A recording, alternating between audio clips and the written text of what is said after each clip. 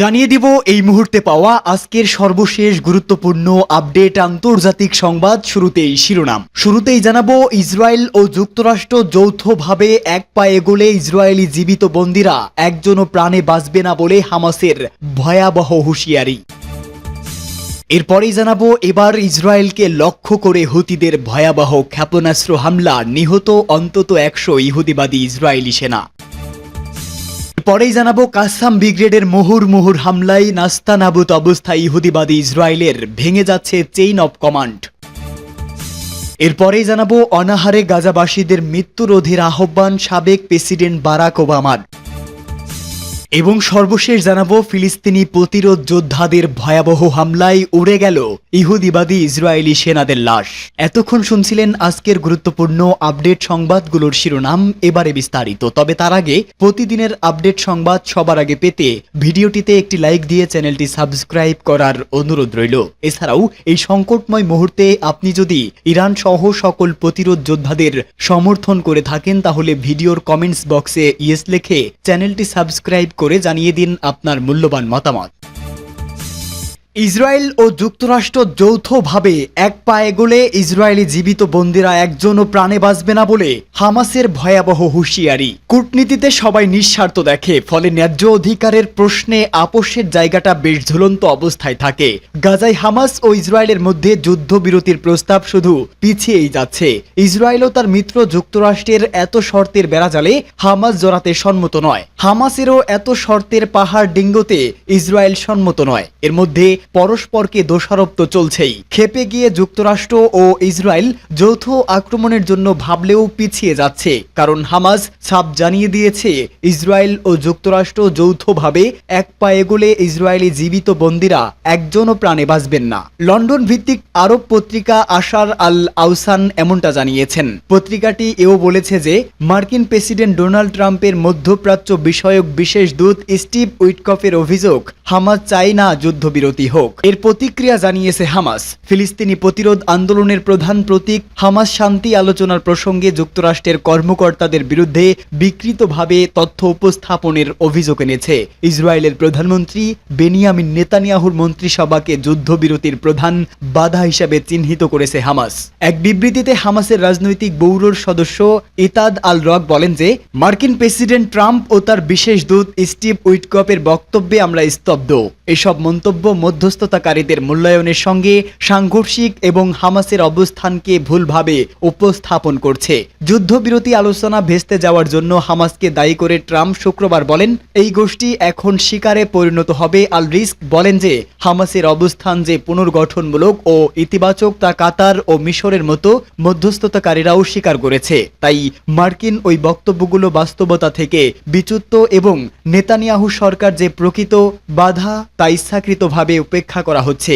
যুদ্ধ থামানো এবং গাজার মানবিক বিপর্যয় লাঘবের জন্য হামাস শুরু থেকেই দায়িত্বশীল ও নমনীয় ভূমিকা পালন করছে বলেও মন্তব্য করেন। তিনি যুক্তরাষ্ট্রকে আহ্বান জানান যে ইসরায়েলের আগ্রাসন ও গণহত্যার দায় এড়ানোর পথ বন্ধ করা হয় এবং রাজনৈতিক ও সামরিক সহায়তা বন্ধ করে বাস্তব চাপ দেওয়া হয়, যাতে করে ইসরায়েল আগ্রাসন থামায় ও বন্দি বিনিময় চুক্তিতে সম্মত হয়। কাতারে এখনো পরোক্ষভাবে আলোচনা চলছে, তবে যুদ্ধবিরতির ব্যাপারে এখনো কোনো চুক্তি হয়নি। তেল আবিব হামাসকে আলোচনায় দেরি করার জন্য দায়ী করলেও হামাস বলছে ইসরায়েলি মূলত বাধা তৈরি করছে, বিশেষ করে একটি টেকসই যুদ্ধবিরতির শর্ত মানতে রাজি না হয়ে। প্রস্তাবিত যুদ্ধবিরতিতে একটি বন্দি বিনিময়ও অন্তর্ভুক্ত, যেখানে 7 অক্টোবর 2023 সালে হামলার সময় আটক 251 ইসরায়েলের মধ্যে এখনও 49 জন হামাসের হাতে বন্দী রয়েছেন। ইসরায়েলি সেনাবাহিনীর ধারণা তাদের মধ্যে অন্তত 7 জন এরই মধ্যে নিহত হয়েছেন। বেনিয়ামিন নেতানিয়াহু জানিয়েছেন বন্দীদের ফিরিয়ে আনতে যুক্তরাষ্ট্রকে সাথে নিয়ে বিকল্প উপায় খোঁজা হচ্ছে।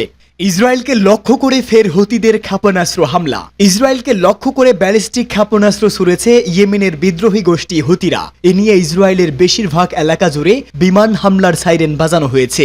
খবর টাইমস অফ ইসরায়েলের প্রতিরক্ষা বাহিনী জানিয়েছে দেশের সীমান্ত পার হওয়ার আগেই আকাশ প্রতিরক্ষা ব্যবস্থার মাধ্যমে সফলভাবে ক্ষেপণাস্ত্র ভূপাতিত করা হয়েছে। তবে ক্ষেপণাস্ত্রের ধ্বংস অবশেষ থেকে সার্পনেল পড়তে পারে সেই আশঙ্কায় সাইরেন বাজানো হয়। প্রতিবেদনে বলা হয় Tel Aviv, Lohan, Rishon, legion, পেতাতিকভা, Ramat গান, হারজিলিয়া ছাড়াও আরও অনেক এলাকায় বিমান হামলার সাইরেন বাজানো হয়েছিল। তবে ইয়েমেনের প্রতিরোধ যোদ্ধারা দাবি করেছে এই হামলায় অন্তত 100-রও বেশি ইহুদিবাদী ইসরায়েলি সেনা নিহত অথবা আহত হয়েছে।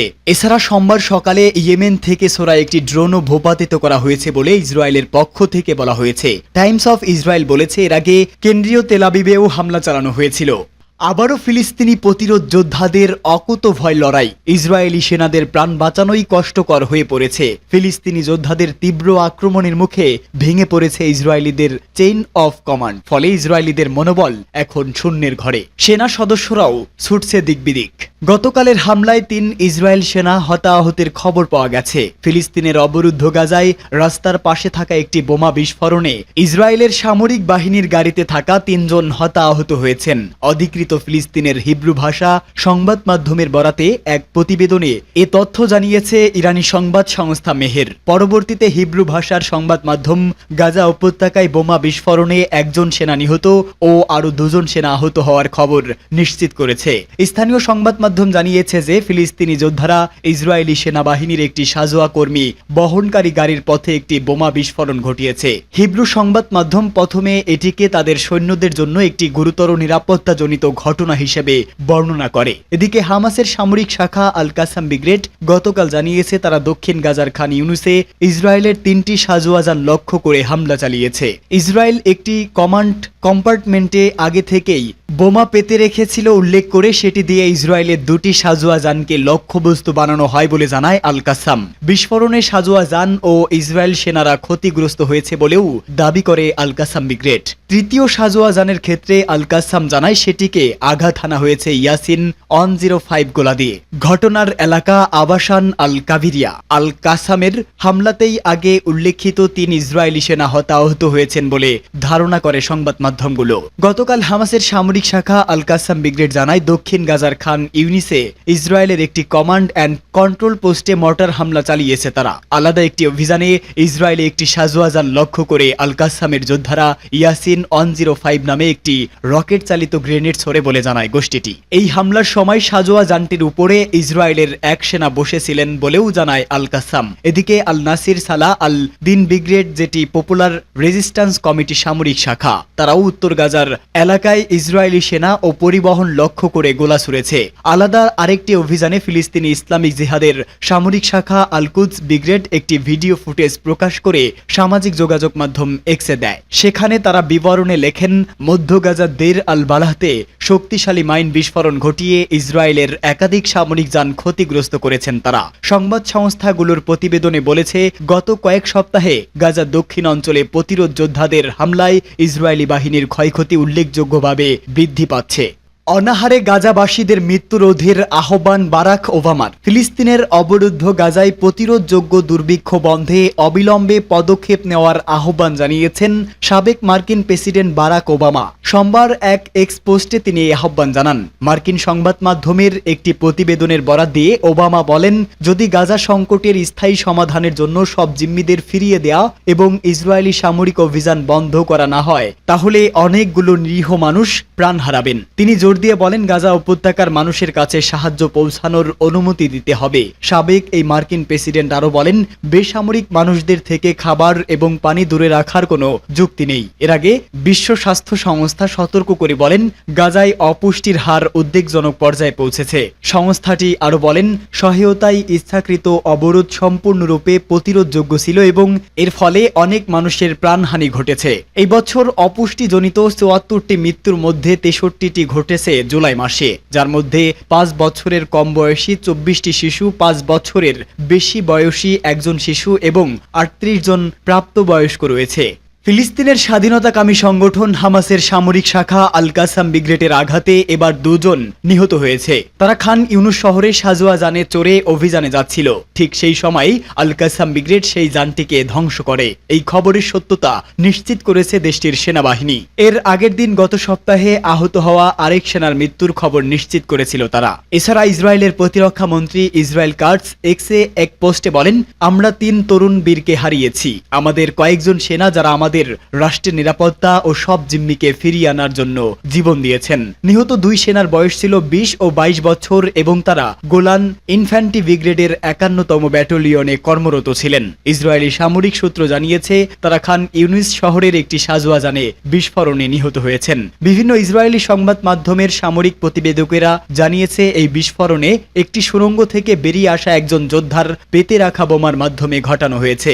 এই ঘটনার তদন্ত চলছে। অন্যদিকে একই দিনে আরেকটি পৃথক ঘটনায় গাজার দক্ষিণ অঞ্চলে লড়াইয়ের সময় এক কর্মকর্তা ও এক রিজার্ভ সেনা গুরুতর আহত হয়েছেন বলে জানিয়েছে আইডিএফ। ইসরায়েলি সেনাবাহিনীর তথ্যের ভিত্তিতে এএফপির হিসাবে 2023 সালের 7 অক্টোবর গাজায় স্থল অভিযান শুরুর পর থেকে এখনো পর্যন্ত ইসরায়েলের 422টি সেনা নিহত হয়েছেন। 2023 সালের 7 অক্টোবর হামাসের হামলার পর ইসরায়েল গাজায় সামরিক অভিযান শুরু করে।